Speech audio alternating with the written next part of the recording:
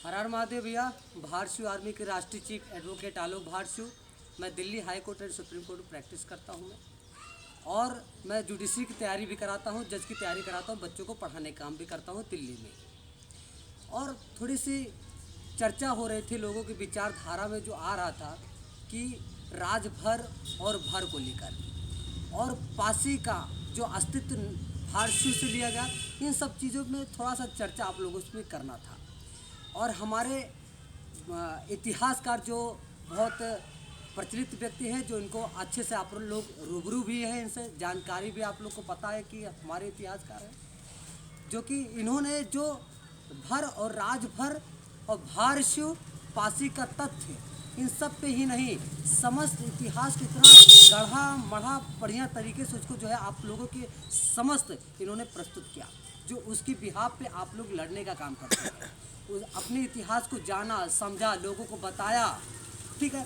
तो आज उन्हीं सब चर्चा के आधार पर जो महाराजा सुहेलदेव पासी जी, जो कि कुछ व्यक्तियों के द्वारा जो है उन्हें राजभर बताने का काम कर रहे हैं, कुछ अदर समाज में जोड़ने का काम कर रहे हैं, लेकिन क्या सच्चाई है और वास्तविकता क्या है, ये चीज़ हम आप लोगों के बीच में माननीय इतिहासकार जो रामदयाल वर्मा जी के सामने ये समझ हम इनसे आग्रह करेंगे, ये बताने का प्रयास करें कि महाराजा सुहेलदेव पासी जी और भारशु मतलब राजभर और भर में अंतर क्या है, और इस चीज़ को रिलेट करके अब ये बढ़िया से बताएंगे। इनकी बात जो है बहुत ही ध्यान मग्न होकर सारी बात समझिएगा, उसके बाद तब अपनी लड़ाई लड़ो, ठीक है।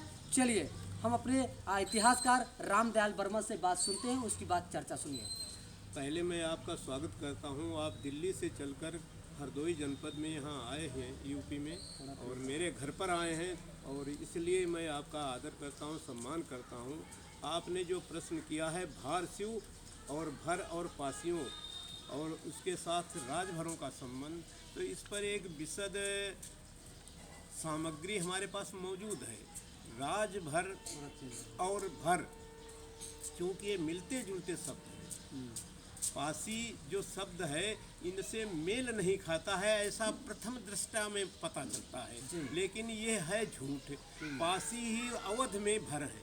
अच्छा, पासी ही अवध में भर हैं, और इसके तमाम प्रमाण यहाँ पर मौजूद हैं। जिस जनपद में आप बैठे हुए हरदोई में, यहाँ पर भरखनी है, भड़ायल है, भराव है, लेकिन यहाँ पर एक भी भर नहीं है। अच्छा, हाँ, ये स्थान वास्तव में हमारे भर जाति को या भारसियों को इंगित करते हैं, लेकिन अगर पूछा जाए तो वो भर कहाँ चले गए, इसका सही अर्थ और ये जानने के लिए बहुत सामग्री यहाँ मौजूद है, इस धरातल पर मौजूद है, किताबों में मौजूद है कि पासी ही भर है। जी जी। और इसको पहले अंग्रेज विद्वानों ने भी बताया था कि पासी भर है। एक ब्लंट महोदय हुए हैं, उन्होंने बताया है, उनकी किताब ये है हमारे पास, caste system of northern India, ये उन्होंने लिखी हुई है। और इसके 40 पेज पर, 40 पृष्ठ पर उन्होंने दे रखा है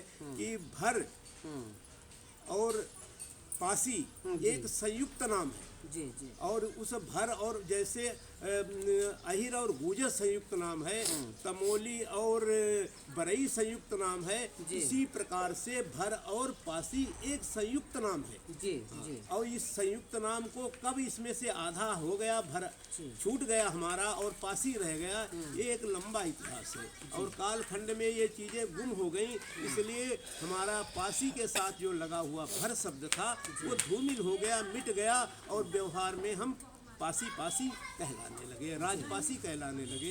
इस प्रकार हमारा जो साहित्य है वास्तव में या इतिहास है वो इस चीज़ से भरा पड़ा है कि अवध में जो है वो पासी ही भर है। और इसको सिर्फ ब्लंट महोदय ने नहीं बताया, इसको शेरिंग ने भी बताया कि अवध में जो पासी है, जो भर हैं, वो पासी है, और यही बहुसंख्यक हैं। और ये इन्होंने जितने अन्य जातियां इससे संबंधित बताई जाती हैं उनसे सबसे ज़्यादा बहुसंख्यक हैं। पूरा का पूरा अवध प्रांत पासियों से भरा पड़ा हुआ है, लेकिन भर यहाँ है नहीं। भर यहाँ पर सब पासियों में कन्वर्ट हो गए। ये है। इसका भर। और राजभर तो सिर्फ हम प्राचीन रिकॉर्डों को देखते हैं तो हमारे पास ये देखो एक डॉक्यूमेंट रखा हुआ है अंग्रेज स्मिथ का। उसने बताया है कि सिर्फ 5 जिलों में राजभर है, सिर्फ 5 जिले पूर्व के उनमें राजभर हैं। और सन 1871 की जनगणना जो 72 में प्रकाश में आई, उसने उनकी जिलों की नाम और उनमें जनसंख्या तक दी है कि कितने वहाँ पर राजभर पाए जाते हैं। उसमें सबसे पहले उन्होंने बताया है कि जौनपुर 1871 में जो जनगणना हुई और जिसके रिकॉर्ड 1872 में प्रस्तुत किए गए सरकार, उस समय अंग्रेज सरकार के द्वारा, उन्हें जौनपुर में सिर्फ 256 राजभर थे जौनपुर जिले में। हाँ, जौनपुर में। और आजमगढ़ में 316 थे राजभर सिर्फ। और गाजीपुर में 5631 थे राजभर। और गोरखपुर में राजभरों की संख्या 1464 थी। बस्ती में 5814 थे और टोटल 13481 राजभर थे। और भरों के लिए उसने पूरे उत्तर प्रदेश में बताया। तो उस समय जो उन्होंने जनगणना शुरू की तो मेरठ के बारे में बता रहे हैं कि वहाँ पर 22 भर थे। और बदायूं में वहाँ पर 14 भर थे। भर ये राजभर नहीं है, ये भर है। भर है। आगरे में 130 थे, कानपुर में 1248 थे, इलाहाबाद में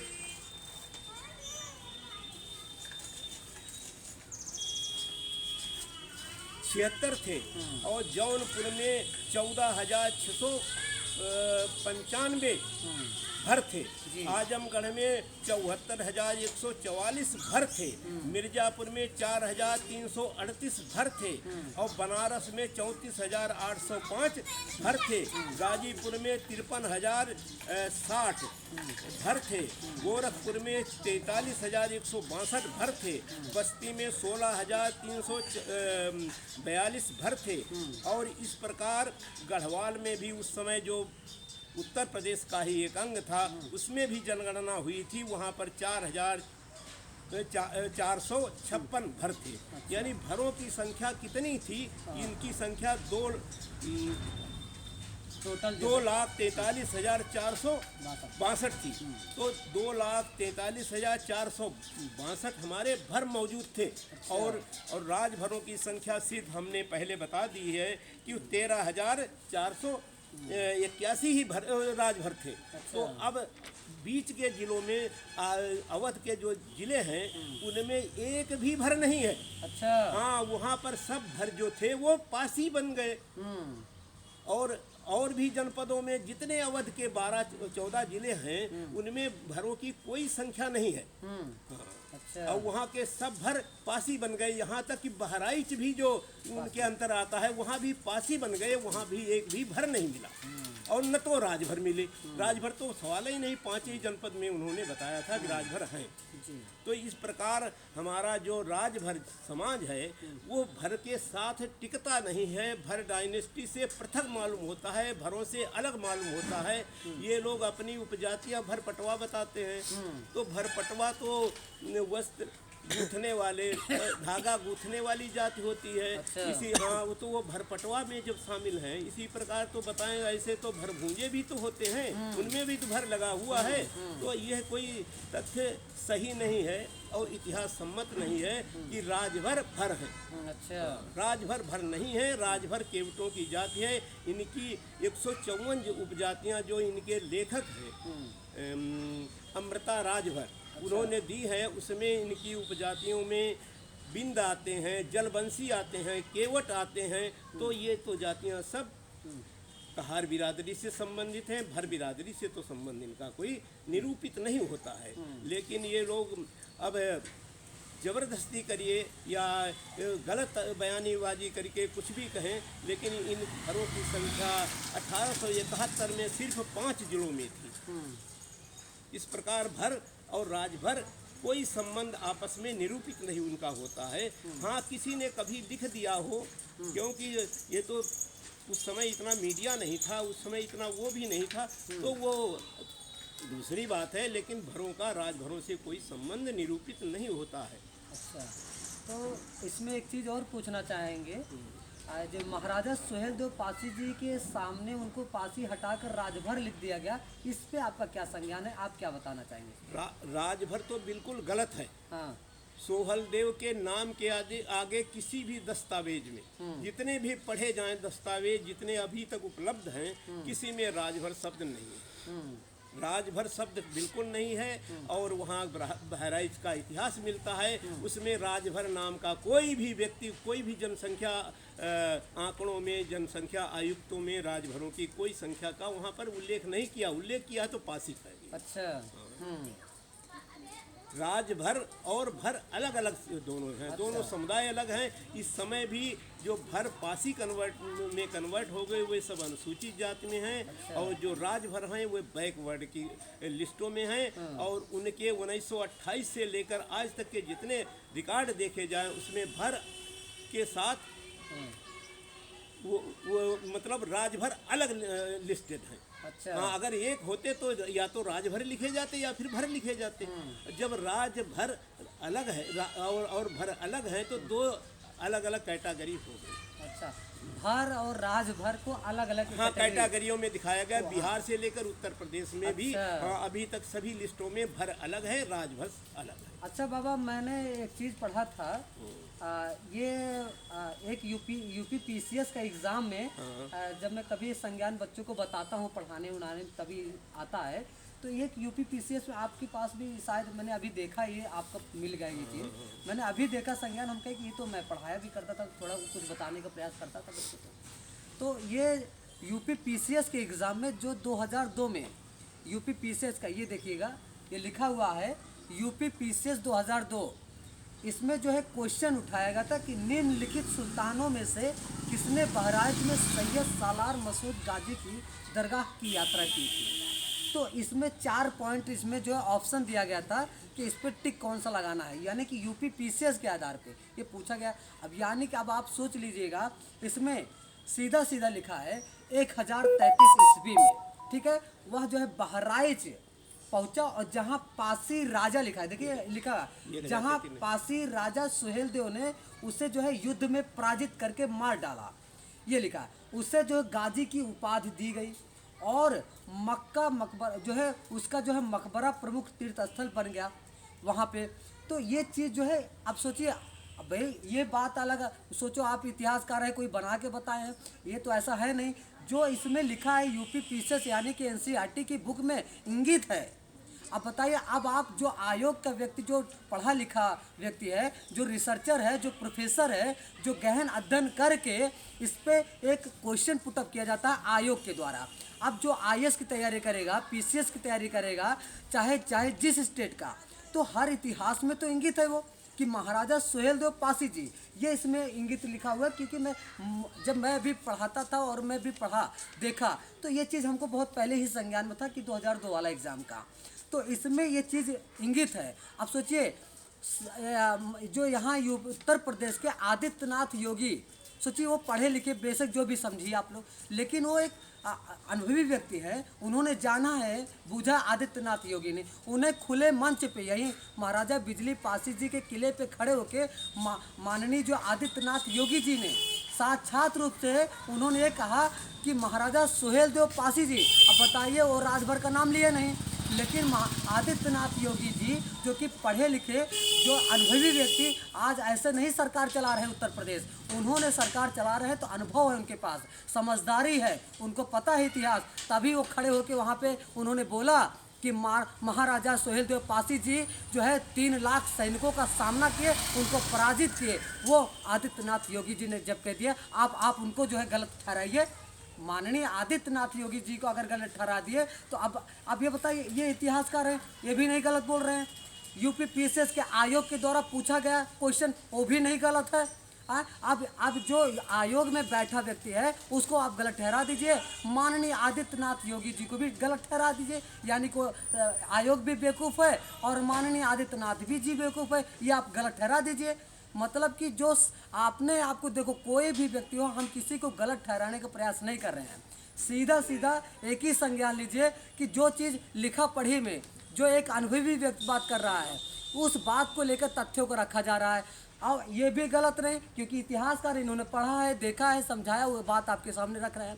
अब आप अगर इतने समझदार व्यक्ति हो, राज भर के सभी परिवारों से हम कहना चाहते हैं, अगर इतना समझदार है, माननीय आदित्यनाथ योगी जी जाके योगी जी को जाके गलत ठहरा दीजिए। उन्होंने तो महाराजा बिजली पासी जी के किले पे जाके खड़ा होकर उन्होंने बात रखा कि महाराजा सुहेलदेव पासी जी ने 3 लाख सैनिकों का सामना किए, अब उनको गलत ठहरा दीजिए।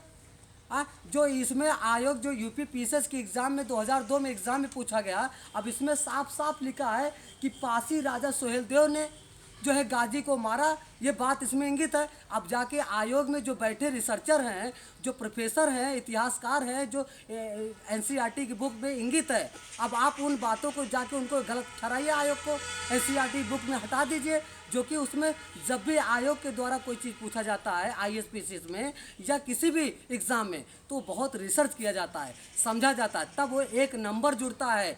एक नंबर से जो आदमी आईएएस बन जाता है, एक नंबर से आईएएस से फेल हो जाता है। जो आप इंटरव्यू में जाए या आप जो है प्री में एक नंबर नहीं पाते, तो आपका फेल का कारण वही होता है, एक नंबर नहीं मिला। अब ये पूछा गया, अगर ये क्वेश्चन कोई लड़का नहीं लिखेगा, इसका आंसर नहीं लिखेगा, तो फेल हो गया।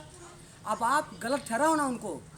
तो आप लोग पहले से इतिहास कर, अब हमारे जितने भी सांसद, विधायक, मंत्री हैं, वो तो चुप्पी बांध के बैठ गए हैं। बस भैया उनको अगर चुनाव लड़ना है तो सीधा सीधा वो क्या करते हैं, अपना उल्लू सीधा कर लेते हैं और उल्लू सीधा करके अपना सत्ता काबिल करके निकल। ये गलत नहीं होगा। हम अपने जितने भी महापुरुष के जितने भी महापुरुष हैं, राजा महाराजा हैं, उनके इतिहास को संरक्षित करने का काम, संरक्षण का काम, और वहाँ पे जो वास्तविक जानकारी है उस चीज़ से आप अनभिज्ञ नहीं कर सकते हैं। वास्तविकता जो है वास्तविकता ही रहेगा। आप लोग इतिहास को छेड़छाड़ करके अपने तरीके से डालना, ये भी गलत है। अब वो जो वास्तविक जानकारी है, आप आयोग को जाके गलत ठहराओ ना। माननीय आदित्यनाथ योगी बेचारे खड़े होके उन्होंने ये बात बोला, अब वो तो गलत नहीं है। अगर गलत है जाके उनसे बोल दो, अभी आपको सुना देंगे 4 बात जो है, मुँह फिर चले आओगे। तो जो वास्तविक जिसको जानकारी है उसको गलत ठहरा नहीं सकते हो। अब एक चीज़ और है, अभी हम आपको इसमें और दिखाते हैं। बाबा का मैंने देखते चले गए तो हम बैठे ही थे। अब इसमें देखिए, ये किताब है मध्यकालीन भारत। मध्यकालीन भारत में जो है यहाँ पे भी लिखा है, देख लिए, सुहेलदेव पासी जी। अब ये भी आप गलत ठहरा दीजिए, जो कि इतिहास में दर्ज है, आप गलत ठहरा नहीं सकते हैं। बाबा आपने आपकी किताब और एक चीज़ दिखाइएगा, ये हमको दीजिएगा। इसमें देखिए, हाँ, इसमें देखिएगा, ये लिखा है नीचे भर पासी की उपजाति है, ना कि राजभर, भर पासी की उपजाति है। भर जो है पासी की उपजात है, भर पासी बोला जाता है जो भाले का धारण करता है। तो ये हाँ, तो ये चीज़ जो है आज भी इंगित है, इसमें लिखा हुआ है, ठीक है ना। ये चीज़ आप देखिए, अगर इसमें गलत हो तो बताइए आप चीज़, और ना हो इतिहास उठा के एनसीईआरटी की बुक है, आप उसको उठा के देख लीजिए। पेज नंबर इसमें 7 दिया गया है, सुहेलदेव वाज पासिस किंग लिखा हुआ है इसमें, ये भी देख लीजिएगा।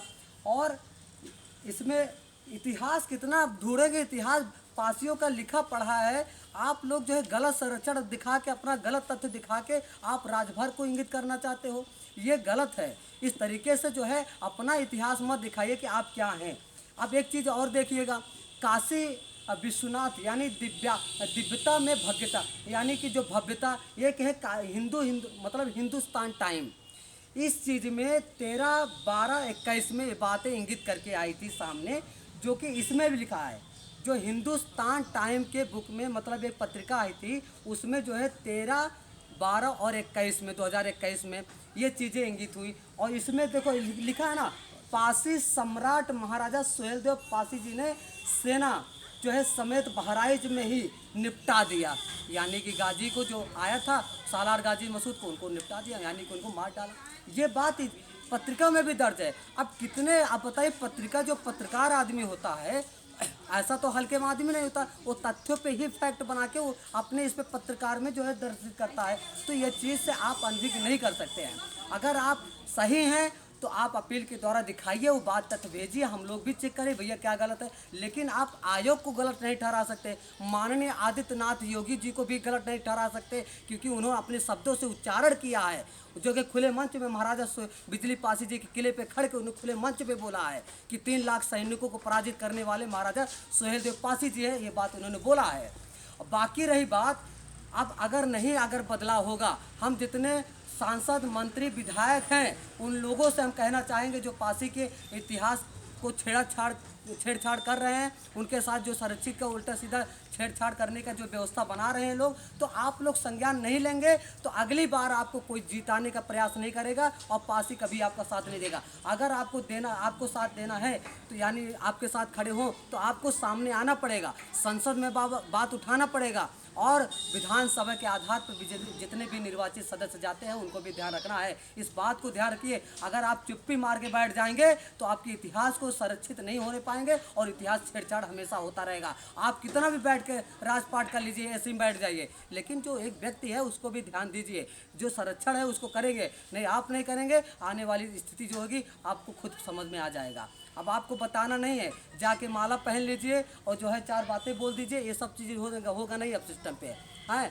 हम जितने अधिकारीगण हैं उनसे भी कहना चाहते हैं कि माला पहनने से कोई काम नहीं होगा, धरातल पर उतर के अपनी बातों को इंगित करिए और उस पर जो है थोड़ा सपोर्ट करिए, बात को बताइए क्या गलत है क्या सही है। और ऐसे कोई बोलने नहीं आ जाता है कि कोई पत्रकार होगा, आयोग में एनसीईआरटी की बुक में सारी बातें इंगित हो, तो ये इतिहासकार बताइए रामदयाल वर्मा जी कोई गलत नहीं, इन्होंने पढ़ा है, रिसर्च किया है, इतने गहन अध्ययन के साथ ये बैठे हुए हैं, तब ये चीज़ें बताई जा रही है।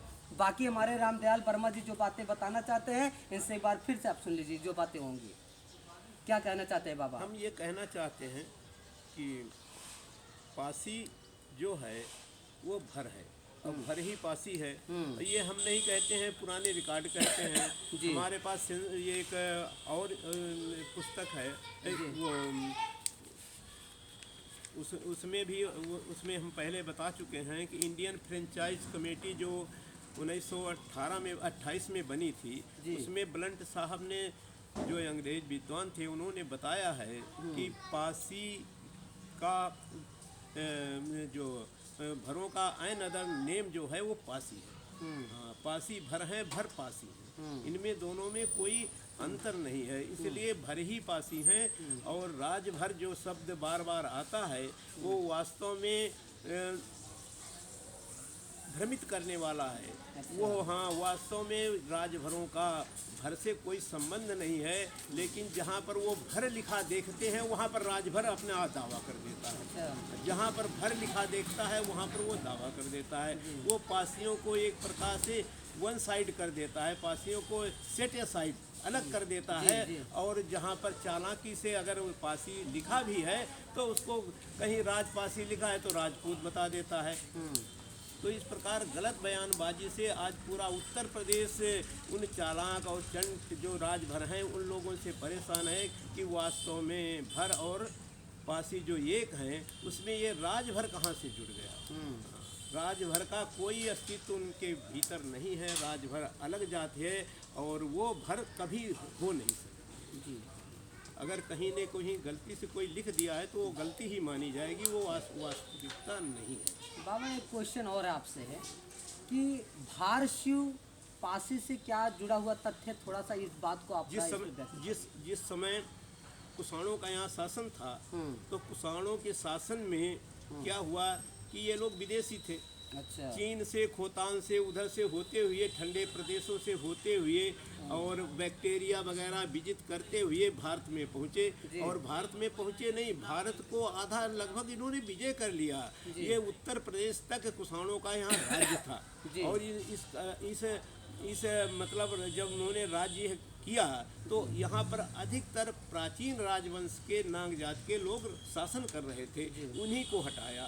उन लोगों ने इनकी शक्ति के आगे, क्योंकि मध्य एशिया से लेकर यहाँ तक इनका शासन था, सेना भी बहुत थी, लेकिन कुछ समय के लिए उन्होंने मतलब इनके उसको शासन को सहन किया। उसके बाद फिर इन्होंने अत्याचार इतने बढ़ गए कि उन्होंने बौद्ध धर्म पर भी कब्जा कर लिया, जो यहाँ का यहाँ का आदि धर्म था, यहाँ पैदा हुआ था। उस बौद्ध धर्म को भी इन लोगों ने 2 टुकड़े करके हीनयान और महायान बना दिया, कनिष्क। इस प्रकार जब सब कुछ इनका लुटता देख करके यहाँ की 5 नाग जातियाँ, उसमें टाक थे, अवधेय थे, कुनिंद थे, साल्व थे, ये मद्र थे। इन लोगों ने मिल करके एक संघ, महासंघ बनाया और इस महासंघ को पंच करपट कहते थे। अच्छा, पंच करपट। हाँ, पंच माने 5 हुआ, करपट माने हुआ त्यागी। त्यागी। हाँ, त्यागपूर्ण, हाँ, व्यवहार करें। हमें सत्ता हमें नहीं चाहिए, हमें धन नहीं चाहिए, हमें चाहिए यहाँ से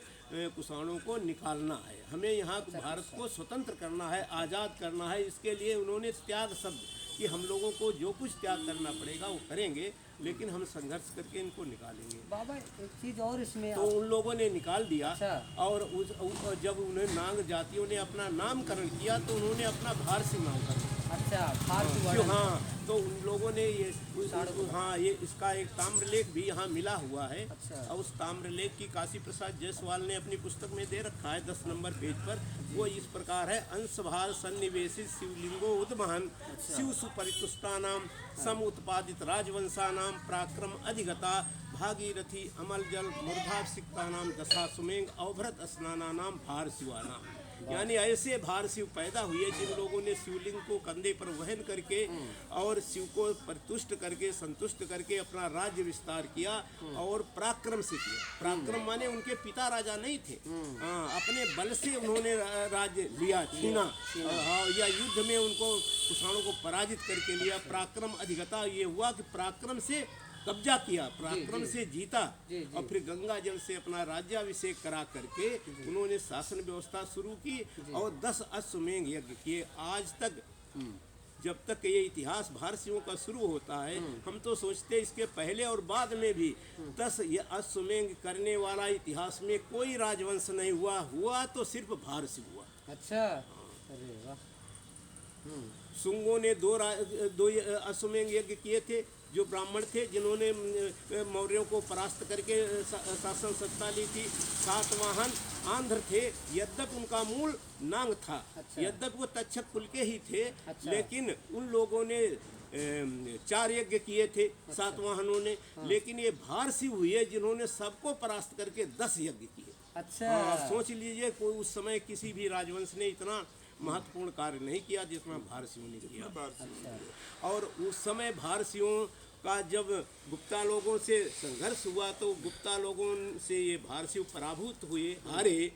तो इनकी गणपति नाम की लड़की कुबेर नांगा थी, उसकी शादी चंद्रगुप्त विक्रमादित्य के साथ हुई, जो समुद्रगुप्त का लड़का था। और समुद्रगुप्त ने ही युद्ध में इन भारसियों को अलग किया था, पृथक किया था, या इनको पराभूत किया था। हाँ, तो उनका शिलालेख इलाहाबाद में मौजूद है। अच्छा बाबा, कुछ लोग क्वेश्चन एक उठाते हैं कि ये इसमें लिखा हुआ है एक शिलापट्ट जो है 3री सदी का ताम्रपत्र, ये दिया हुआ है जो आपने अपने इतिहास में रखा है। कि इसमें लिखा है कि भारसियों पासी जात का परम संक्षिप्त जो है इतिहास है, जो कि 3री सदी का ताम्रपत्र, यानी कि भारसी को ही पासी बोला जाता है। हाँ, भारसी ही पासी हैं। क्योंकि जब हारे हैं तब इनमें बैर दूर हो गया। जब लड़की की शादी कर दी तो दोनों परिवार एक मिल गए। अच्छा। गुप्ता डायनेस्टी और भारसी परिवार एक मिल गए। यद्यपि इनमें युद्ध हुआ, अच्छा। लेकिन जब शादी विवाह हो गया तो आना जाना और सब कुछ, तो इन गुप्ता लोगों ने एक दंड पासा अधिकरण विभाग खोल दिया। अच्छा। तो दंड पासा अधिकरण विभाग में दंड माने हुआ लाठी और पास माने हुआ रस्सी और अधिकरण माने हुआ एक विभाग या समूह जो आंतरिक सुरक्षा की व्यवस्था करता था, पुलिस जो था। तो उसके हाथ में लाठी रहती थी, एक रस्सी रहती थी। लाठी से चोरों बदमाशों को मारता या पीटता या बस में करता था और रस्सी से बांध लेता था। तो इसलिए दंड पासिक हुए और दंड पासिक में दंड शब्द हट गया, डंडा हट गया और पास से पासिक और फिर पास राजपासी। इस प्रकार हमारा शब्द आगे ऐतिहासिक दृष्टि से आगे बढ़ गया। अच्छा बाबा, एक चीज और हम आपसे पूछना चाहेंगे। भार शिव यानी पासी जो शिव शब्द जोड़ा गया, ये जो भार शिव मतलब शिव का भार कंधे पर रखते थे, ये क्या, इसका क्या तथ्य है, ऐसा बताने दीजिए। ऐसा है, हाँ कंधे पर अब एक बार रखा, यज्ञ हो रहा उसमें रखा कि रोज थोड़ो रखे नहीं, रहेंगे। वही वही तो हाँ, पूछ रहे हैं हाँ, आपसे। रोज नहीं रखे रहेंगे। हाँ। लेकिन इन्होंने अपना कॉन्सेप्ट बदल दिया। हाँ। अब हम बौद्ध नहीं हैं, हाँ। हम भार शिव हैं। हाँ हाँ, हम त्यागपूर्ण शिव के हाँ। उपासक हैं, जो हाँ। अपने पास कोई संपत्ति रखते ही नहीं हैं। अच्छा हाँ, तो मैं वो शिव की परंपरा का शासक हूँ। अच्छा। और गणतंत्र हूँ। और अच्छा। गणतंत्री व्यवस्था लागू की इन लोगों ने। अच्छा। जो गणतंत्र फिर 1947 में मिला। ओह। इतने दिन हमारा भारत अच्छा। गुलाम रहा, किसी ने गणतंत्र नहीं भारतवर्ष में दे पाया। सिर्फ दिया तो इसके पहले भारतीयों ने दिया था। अच्छा। फिर गुप्ता डायनेस्टी आई, वो राजतंत्र आया। फिर राजपूत काल आया, वो भी आया। फिर तो मुगल काल आया और इधर अंग्रेज आए। तो इनमें कहीं भी ये सब जगह हाँ, राजतंत्र ही रहा। और हमारा प्रजातंत्र गणतंत्र व्यवस्था जो है भारतीयों ने दी। और भारतीयों के बाद 1947 में फिर हम गणतंत्र। यही चीज़ इसमें इंगित है बाबा, जो आपने बताया कि भार शिव का मतलब ही पासी जात का संक्षिप्त नाम है बिहार, जो इंगित है। और इसमें ये भी लिखा है कि शिव का भार जो है कंधों पे रखते थे, ये लिखा है इसमें। शिव- भार जो है शिव- ये इसको हाँ। शिव का भार कंधे पर क्या है? इसका अर्थ, शाब्दिक अर्थ ये हुआ कि कल्याण का भार हमारे ऊपर है। हाँ। हम कल्याण प्रद राज्य करेंगे। हम किसी को यहाँ पर सताने नहीं देंगे, किसी को बाहरी व्यक्ति के शासन को स्वीकार नहीं करेंगे। और जो काम करेंगे जनता के हित में करेंगे। चाहे कुएं बनवाएं, चाहे तालाब बनवाएं, चाहे घाट बनवाएं, या और जो काम करेंगे वो हम जनता के हित के लिए करेंगे। अपने समाज के हित में। अपने पास कोई संपत्ति नहीं रखेंगे। जो संपत्ति होगी वो सब जनता की होगी। जी जी, ये हुआ भार, मतलब कि ये वो शिव माने कल्याण है। शिव माने कल्याण, शिव जी हाँ, का। शिव का अर्थ जो आजकल लगाया जाता है, महादेव का लगाया जाता है, त्रिशूल और नांग और ये सब बनाया जाता है, उससे इसको पृथक समझिए। हाँ, हाँ, ये कल्याण से समझिए, कल्याण मानवता से से। समझिए। हाँ, मानवता शिव का मतलब एक उपासक है, या मतलब भार शिव के। तो ये कल्याण से इसको रिलेट करके हम लोग, क्योंकि जिस तरह शिव का जो उपासक माने गए उसी हिसाब से इसको ढाला गया, ये चीज़ है। तो यहाँ पे बाबा ने जो है सारी बात बताया, जो कि इनका इतिहासकार रामदयाल वर्मा जी हैं। मैं एडवोकेट आलोक भार शिव, जो दिल्ली हाई कोर्ट और सुप्रीम कोर्ट प्रैक्टिस करता हूँ। और मैं पढ़ाने का भी काम करता हूँ, जज की तैयारी भी कराता हूँ। ऑल ओवर मैं कोचिंग डालने वाला भी हूँ, जिसमें मैं सर्व समाज के हित के लिए वहाँ पे जो गरीब व्यक्ति होगा वहाँ पे बच्चों को पढ़ाएंगे, शिक्षित करेंगे, चाहे वह किसी भी समाज का होगा। अगर गरीब है, अगर उसके पास आर्थिक स्थिति कमज़ोर है तो उसको हम पढ़ाएंगे। और उसके बाद जो अमीर लोग पढ़ना चाहते हैं, भाई अमीर के बच्चे हैं जो आर्थिक रूप से मजबूत है, जो पढ़ना चाहते हैं तो वो लोग जो है, जो भी आम आर्थिक स्थिति से जो मतलब अपना जो योगदान करेंगे, उसी से जो है गरीबों में कापी कलम किताब को हम व्यवस्थित करेंगे। और हम यहीं पे बात इसको स्टॉप करेंगे, इसको यहीं पे विराम करने का पूर्ण विराम करेंगे। बाकी जो इतिहास चीज़ों को बताया गया उसको कोई गलत तरीके से गढ़ा मढ़ा नहीं गया। आपके पास सारे तथ्य थे, इन तथ्यों के आधार पर ही बाबा ने सारी बात रखा है। इसी के साथ हम इस बात को यहीं पे समाप्त करते हैं, फिर मिलेंगे अगली बार। हर हर महादेव, जय भारत, जिंदाबाद।